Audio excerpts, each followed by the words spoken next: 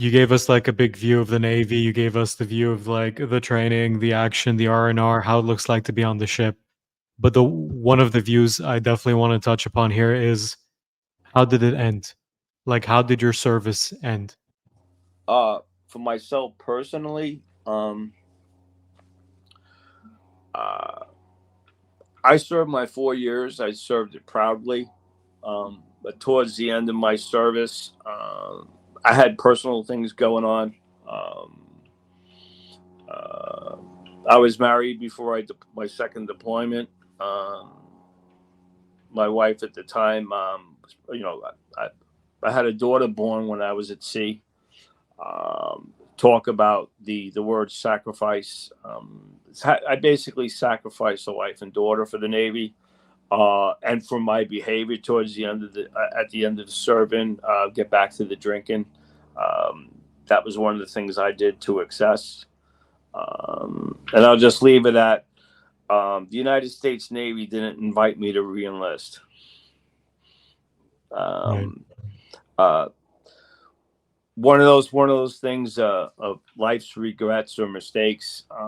That was a major regret in my life. It is what it is. I, I, I drank a lot. Um, Serving, that's how I dealt with stress in life at the time. I had to go to career alcohol counseling. It was called CAC, career alcohol counseling. The writing was on the wall. I myself personally was not acting in a respectful way as far as the United States Navy was concerned.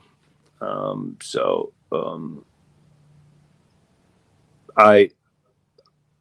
I, again, I wasn't asked to reenlist. I left the Navy. I lost my family for it, and I came back to the East Coast to New York and got on with my life. That's a regret I have. That there are a lot of family issues and addiction issues and things that people who served for a number of reasons: the mental health, PTSD, injuries, pain, getting addicted to pain medication. That's why the VA is very strict now on pain management, things of that nature. They're using some state of the art drugs now. A lot from I hear a word on the street. People I know using it, it's not helping.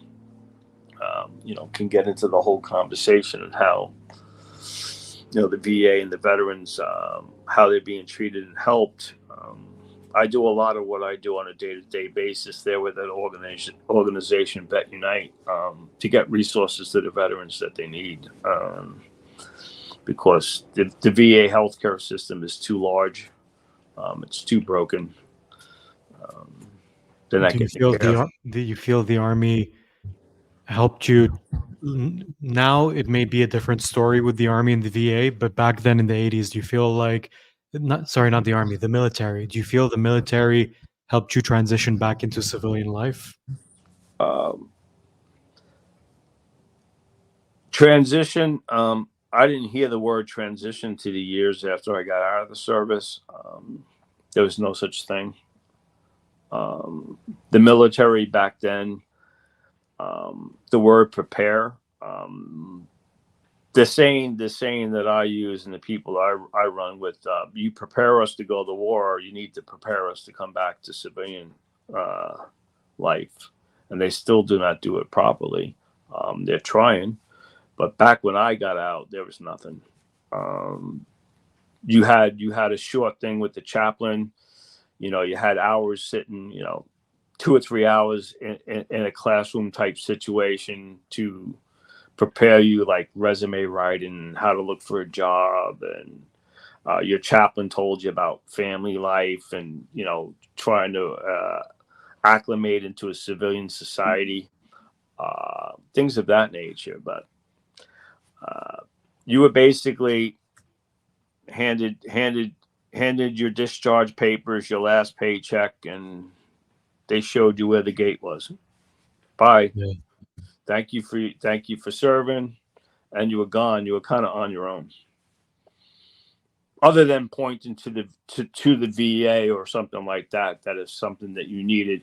You got like one of those little phone books or one of those little resource books, a point of contact to do if you needed any help with, a VA loan, or you're trying to buy a house or things like that. But they didn't have the counselors, and now to my understanding from a lot of young men and women is, they start transitioning you, quote unquote, or trying to prepare you months before you get out. Right. They help you with transitioning formulating the language of the skills that you acquired in the service to find that job. But there's still a lot. There's still a lot of improvement to be made, both in the VA care system and the military transitioning their personnel out of the service. There's still a lot of work to do. Right. And I personally know friends that are doing that as a civilian capacity. They are working with the Department of Defense to teach the Department of Defense to teach their people, military sexual trauma, how to behave, how to treat each other, things of that nature, on a high level.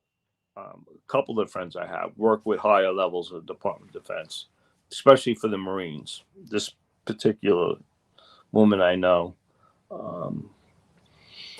dealing with high level people on that, and they're trying to fix it. They are. Same with the Air Force and things of that nature. They are trying really hard.